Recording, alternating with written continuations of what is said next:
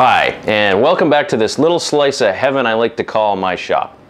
If you've been following along this tool chest build, you'll recall that I finished completing the drawer dividers in the last episode. In fact, this was a fairly lengthy process and really proved to be what I'd call a significant challenge of having this stepped front. When I first kind of came up with the design, I liked the idea of having the stepped front, and I really hadn't thought through all the intricacies of how I would manage, you know, the double dividers and how the guts of the casework were gonna really go together. And I now have a full appreciation for why people traditionally do kind of a straight front on a chest of drawers.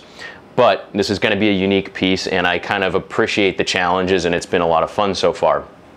Now that I've got the blades or the dividers completed, the last step in putting together the carcass is going to be the runners and kickers for the drawers. So just as a review, the runners are the pieces that attach along the sides that the drawers slide on top of, and the kickers are the pieces in the top that keep the drawer from cantilevering in or out. Now, in a standard kind of web frame design, the runners sort of double as kickers in these middle sections of the case. However, I'm gonna have to actually do separate runners and kickers because I do have this double blade. So I'm gonna show you how I go about doing that. I'm gonna do the runners kind of in a traditional style, and then the kickers I'm gonna have to improvise a little bit because of this double blade. Here you can see the inside of the case. This is an angle in from the back. And this is where that dado, that shallow dado that I cut, is going to serve to just support those runners. And then what I'm going to do is I'm going to cut a mortise on the inside of the upper divider or the upper blade, and then I'm going to have this runner tenon into that mortise. And the front will actually get glued in. And then I'll do the same in the back. I'll cut a mortise into the back, and there'll also be a mating tenon. The difference is the back tenon won't be glued in, and that'll allow for seasonal expansion and contraction of the side, because this is a solid piece of butternut. So if that expands or contracts, that difference will get taken up with that tenon in the back. So I'll make sure that that tenon is deep enough that it can move back and forth seasonally. Now, before I can disassemble this case one more time so that I can cut the mortises into the drawer blades, I need to do just a little bit of investigation to figure out how long they need to be. So the first thing I do is I take a look at the temperature and the humidity in my shop. And right now we're at 68, 69 degrees and 50, it just moved, but you know, roughly 50% humidity. Basically for my region, that's pretty much right in the middle of what I might expect seasonally. You know, I keep things pretty constant in terms of the climate in my shop, but if this were to move to an unair conditioned room or an unheated room in the winter, this would move in either direction. It might go up to 70% humidity, it might go down to 30% humidity. So I'm going to assume that we're sort of right in the middle of where this case side might be in its seasonal movement. So I do want to leave a little bit of room for the back shoulder of the runner so that if we do get expansion, it can push back without actually buckling. So I figure I'm going to leave a good 1/8 of an inch for expansion there. So if I measure from the back of that front divider to the inside of the back divider, I have a distance of exactly 8 1/8 inch. So I'm going to make sure that the distance between the shoulders of the tenons on these runners are 8 inches, and then the rest of that will get taken up in the mortise and the tenon that will go into the mortise in the back here. Here I have one of the back blades, and I also have one of the runners cut to length. So basically I took into account the 8 inches in distance that I need between shoulder and shoulder, and I'm also adding a 1/2 inch on the front for a 1/2 inch tenon that will go into the front blade, and then I'll do 3/4 of an inch on the back, which will allow a little bit more room for that tenon to slide back and forth in the mortise seasonally. Now the next step is determining exactly where I want that mortise to go in the blades. And then the other important thing to consider is that I really don't want my mortise to be too far on this edge, because my divider here is already, a little bit weakened just because I've cut out where the dovetail joint goes. But there's no reason I can't have that mortise come all the way to this edge. In fact, even if I got sloppy and my mortise extended even a little bit beyond, keep in mind this is on the back of the divider, so you're never going to see it. And I can then slide this in and get it to match up perfectly with that shoulder so that I'll have a nice fit. The critical thing, however, is that this mortise is centered perfectly in this piece, as is the tenon, because I want to make sure that this is a perfectly flat transition from the blade to the runner, and that'll ensure that the drawer slides nice and smoothly in and out. So I'm going to leave, maybe 3/4 of an inch from the end of this piece to start my mortise, and then I'll finish it right where that edge lines up. I'm gonna cut these mortises using my router table, and there's really a couple reasons. For one, I'm using 5/8 inch stock for this project, which is narrower than what I would ordinarily use in 3/4 inch. With a 3/4 inch piece of stock, I usually use a 3/8 inch bit or mortising chisel to cut my mortises. I don't have a 1/4 inch mortising chisel, but I do have a 1/4 inch upcut spiral bit. So this is the method that I'm gonna use. Now, if you do the quick math, if we have a 5/8 inch piece of stock and we have a 1/4 inch blade, that leaves 3/16 of an inch on either side of the mortise. So I've got a setup bar here, which is 3/16, and I've just dropped it in behind the blade and pulled the fence in so that it just touches, and then I double checked by sliding up some 5/8 inch stock and then putting the bar up against that, and that assures me that the mortise is going to be as close as I can dial in, centered in the stock. That being said, I need to make sure that this is absolutely in the center of the stock. So I'm going to actually do my mortises in 2 passes. I'm going to drop the piece down, run it across until I hit my mark, and then I'm going to flip it over, and then I'm going to repeat the process, and that'll ensure that my mortise is dead center on the stock. The other setup trick that I've used here is that I've set the distance between the 2 halves of my fence to be matching exactly with the ends of the bit.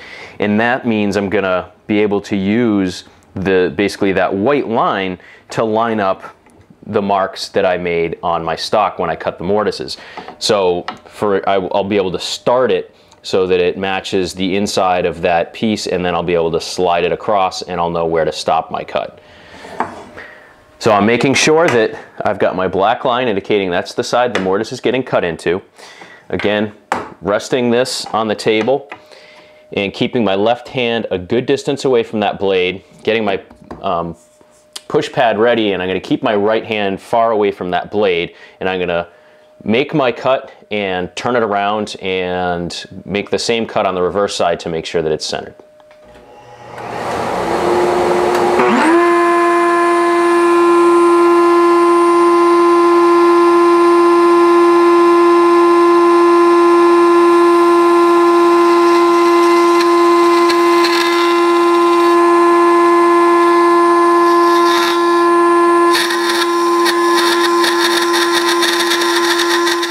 Next, I'm going to move on to cutting the tenons in the runners. So the first thing I'm going to do is set the shoulders for the front tenons, which are basically just going to be 1/2 inch deep tenons. So I've got a 1/2 inch setup block here that I'm going to set to the inside edge of my blade and use that to set the shoulders. And this is going to be, the blade is 3/16 of an inch high to match the edges of the mortises.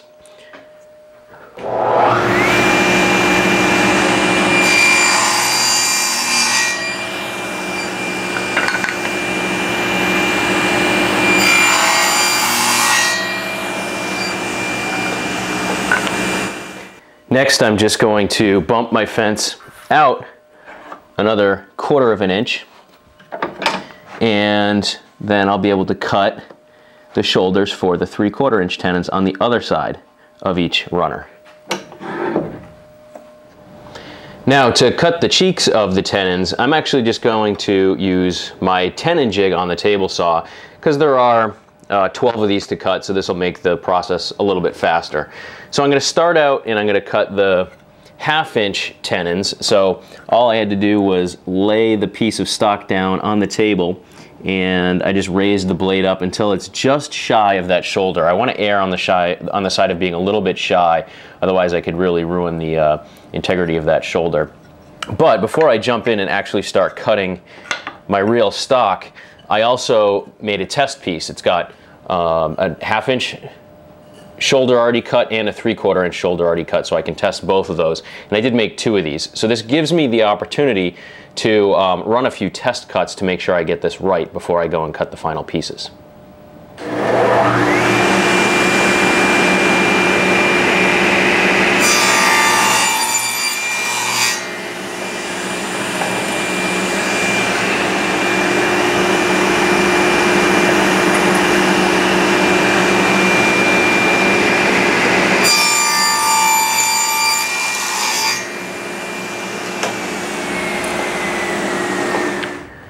Now I've just brought over one of the mortised pieces that I already cut. Now obviously this tenon is wider than the mortise, so I can't perfectly fit it, but I can sort of slide the corner in here. And I can tell you it's already what I would call a nice slip fit. So I got lucky on the very first try. That's unusual. Usually I have to take 2 or 3 tries to dial it in. But I'm good to go, so now I can cut the tenons on the rest of the runners. Now the last step in this process is trimming down the tenon and cutting that haunch in it.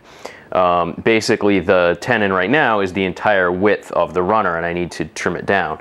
So if I just line up the piece with the divider, I can then just mark where the end of that is.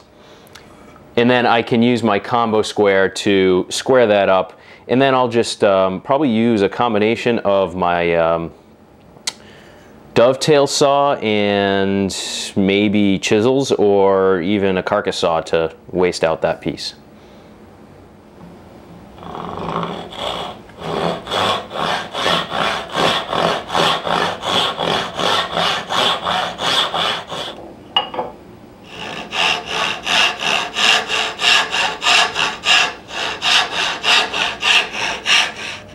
And now that I've got that tenon trimmed to final length, actually this is a 1/2-inch piece, so this is going into one of the front pieces.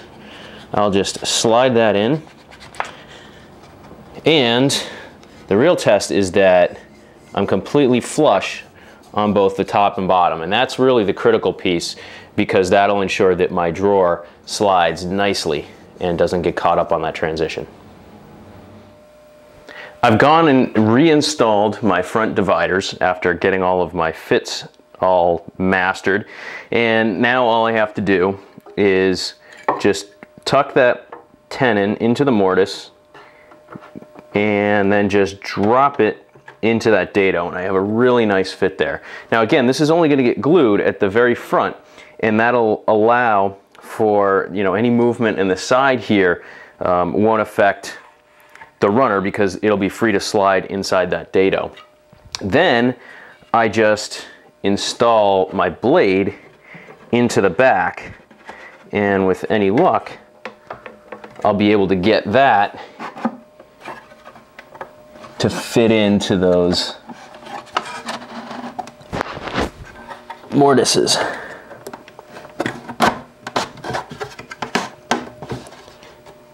And there it is, and you can, I don't know if you can see from the camera, but I have allowed for about 1/8 of an inch of extra space so that that tenon can move in and out of that mortise. Here's a little bit of a closer view.